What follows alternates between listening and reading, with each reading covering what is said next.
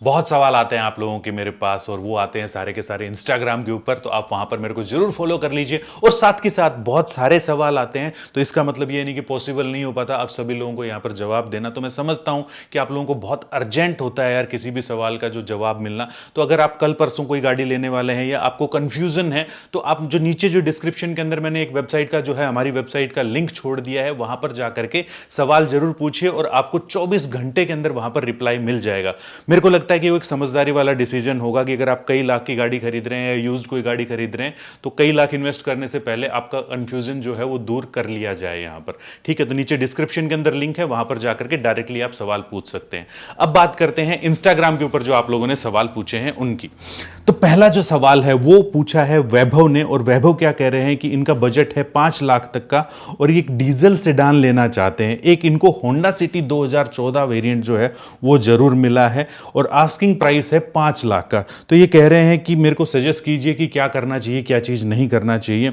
तो वैभव, no doubt, देखिए Honda के पेट्रोल इंजन तो अच्छे हैं ही, साथ के साथ डीजल जो इंजन था वो भी काफी अच्छा है, लेकिन थोड़ा सा नॉइसी इंजन है वो। साथ के साथ ये भी ध्यान में रखिए मेरे दोस्त कि उसको 10 साल होने वाले हैं। अगर आप दिल्ली एनसीआर के अंदर हैं तो फिर मेरे को नहीं लगता कि आपको 5 लाख के अंदर वो वाली गाड़ी आपको खरीदनी चाहिए। नो डाउट कि अगर आप 15 साल वाले रूल रेगुलेशन के अंदर हैं तो आप बेशक जा सकते हैं, लेकिन उसके बावजूद भी मेरे को लग रहा है कि 79,000 चली हुई, हालांकि अगर प्रॉपर रिकॉर्ड वगैरह जरूर चेक कर लेना वहां पर, 79,000 चली हुई, अगर प्रॉपर सर्विस हो रखी है, गाड़ी का कुछ नहीं बिगड़ता मेरे भाई। ठीक है, तो आप जरूर जा सकते हैं। थोड़ा बहुत अगर कम हो सके तो कर लीजिए, नहीं तो मेरे को तो प्राइस जो है वो यहां पर ठीक ही नजर आ रहा है डीजल के हिसाब से। वैसे अगर आप दिल्ली एनसीआर से हैं तो मैं आपको सजेशन देना चाहूंगा कि आप पेट्रोल गाड़ी के ऊपर जाओ, होंडा सिटी वगैरह के ऊपर, और उसके अंदर आप सीएनजी लगवा लो, वो ज्यादा कामयाब रहेगी। दूसरा सवाल जो है वो अभिमन्यु ने पूछा है और वो कह रहे हैं कि इनको वेन्यू एस और ब्रेजा वीएक्सआई के बीच में थोड़ा सा कंफ्यूजन है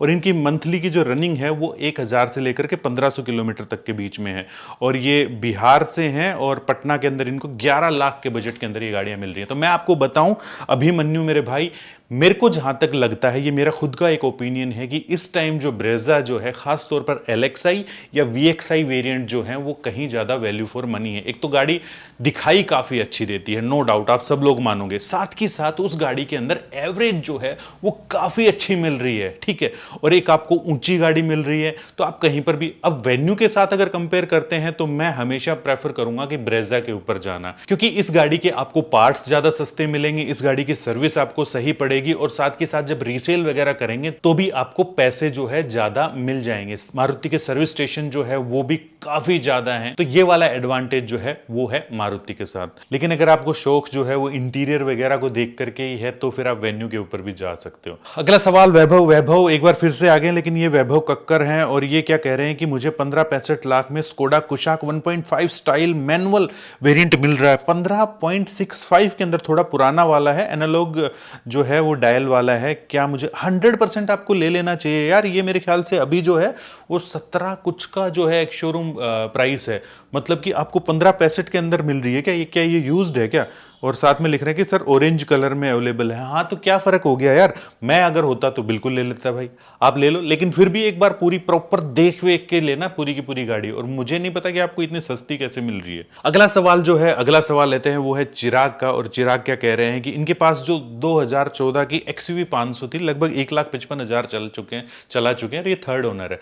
अब दोबारा से ये कह रहे हैं कि इनको 1,14,000 चली हुई जो है वो XUV मिल रही है, W6 सेकंड जेन जो है उसकी, और ये फर्स्ट ओनर जो है वो वाली जो है गाड़ी है। लेकिन बड़ी बात क्या है कि इनको 6 लाख के अंदर मिल रही है।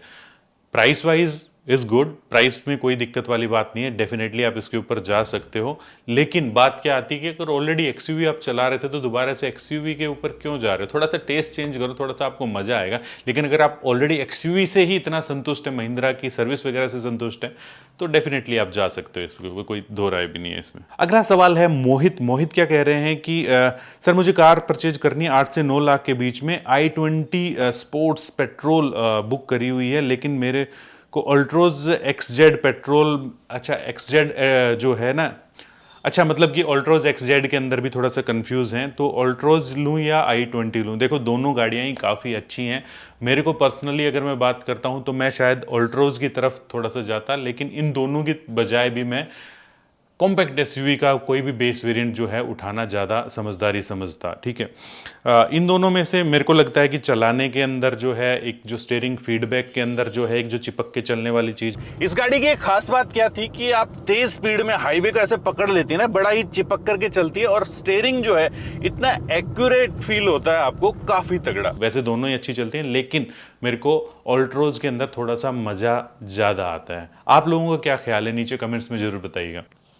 अगला जो सवाल है वो आलोक ने पूछा है और ये कह रहे हैं कि परचेज न्यू कार, चल आई गो फॉर टाटा पंच और निसान मैग्नाइट, और इनका बजट जो है वो 8.5 लाख का है। और मैं बताऊं आलोक मेरे भाई की सिंपल सी बात है, इन दोनों गाड़ियों में से लेना है और आपको बहुत लंबा चलना। देखो गाड़ी मैग्नाइट भी अच्छी है, मैंने खुद चलाई है और इंजन वाइज कोई इतना ज़्यादा कोई परेशान नहीं करेगी, लेकिन एक अजीब सी वियर्ड सी नॉइज़ ज़रूर आती है उसके अंदर। और उसका जो बैक वगैरह जो आप लगाते हैं तो उसमें बिल्कुल भी आपको दम वगैरह नहीं मिलेगा। तो साथ के साथ मैं आपको ये बताऊं कि पता नहीं क्यों मेरे को, हालांकि 4 स्टार ज़रूर है वो गाड़ी, लेकिन मुझे मटेरियल की क्वालिटी वगैरह उतनी कोई ख़ास लगी नहीं उस गाड़ी की, ठीक है।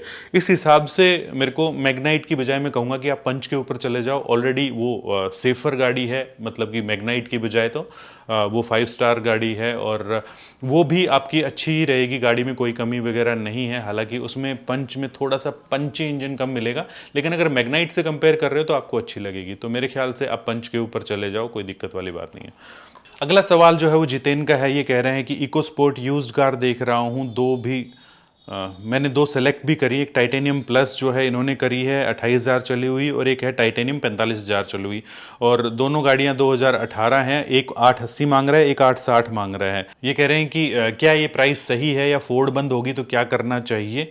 ज़्यादा हाईवे पे ही इन्होंने यूज़ करनी है, सिटी में कम यूज़ है। फोर्ड इको स्पोर्ट फैंटास्टिक गाड़ी है यार, नो डाउट। अगर आपको कहीं पर भी सस्ती मिले और आप यूज्ड गाड़ियों के दीवाने हैं तो डेफिनेटली आप उस गाड़ी के ऊपर जा सकते हैं। और फोर्ड की जो सर्विस वगैरह है वो भी काफ़ी सस्ती है अभी भी, और आगे तक इको स्पोर्ट तो काफ़ी बिकी है यार, तो इसके पार्ट्स वगैरह के अंदर भी कोई दिक्कत वगैरह नहीं आएगी, स्पेशली अगर आप दिल्ली एनसीआर या बड़े शहरों के अंदर हैं तो। अब बात करते हैं कि क्या आपको इन दोनों गाड़ियों के अंदर जाना चाहिए कि नहीं जाना चाहिए। देखो यार, मेरे को लग रहा है कि टाइटेनियम प्लस वगैरह जो है 28,000 मात्र चली है, एक बार सर्विस हिस्ट्री जरूर निकाल लेना, आप जा सकते हो। लेकिन यहाँ पर ये गाड़ियाँ करीबन करीबन लगभग जो है वो 80,000 से लेकर के 60,000 रुपए तक मेरे को दोनों गाड़ियाँ महंगी लग रही हैं। अगर आप तुड़वा सकते हो तो तुड़वा लो, ठीक है, क्योंकि इतनी तगड़ी रीसेल अब बची नहीं है, ठीक है। अगला सवाल जो है वो मलकीत का है और मलकीत कह रहे हैं कि भाई मेरा 13 लाख का बजट है, मैं क्रेटा EX और सेल्टोस ST के वेरिएंट के बीच में कंफ्यूज हूँ। दोनों ही गाड़ियों में से ही अगर आपने चूज़ करना है तो देखो पर्सनल वाली सी थोड़ी सी बात है, मैं थोड़ा सा क्रेटा के ऊपर जाता क्योंकि मेरे को थोड़ा सा सिंपलिस्टिक जो लुक है वो थोड़ा सा ज़्यादा बेहतर लगता है। इंटीरियर भी थोड़ा सा सिंपल सा है और बाहर से भी जो है वो थोड़ी सी लुक उसकी डिसेंट लगती है, अच्छी लगती है। ऊपर से सेल्टोस जो है वो मेरे ख्याल से अभी इसका तगड़ा एक फेसलिफ्ट होना चाहिए, कुछ ना कुछ इसको नया लेकर के आना चाहिए। तो मेरी राय के अंदर मैं क्रेटा के ऊपर जाता। अगला सवाल जो है वो प्रताप जी का है, ये कह रहे हैं कि मुझे एक कार लेनी है, मेरे पास अभी ऑल्टो LXi है, मैं इसे बदलना चाहूँगा, कृपया मुझे सुझाव देने का कष्ट करें। इग्निस डेल्टा लूँ या टियागो XT, मुझे दोनों ही गाड़ियाँ अच्छी लगती हैं, रनिंग भी मेरी कम है, माइलेज की कोई दिक्कत नहीं है।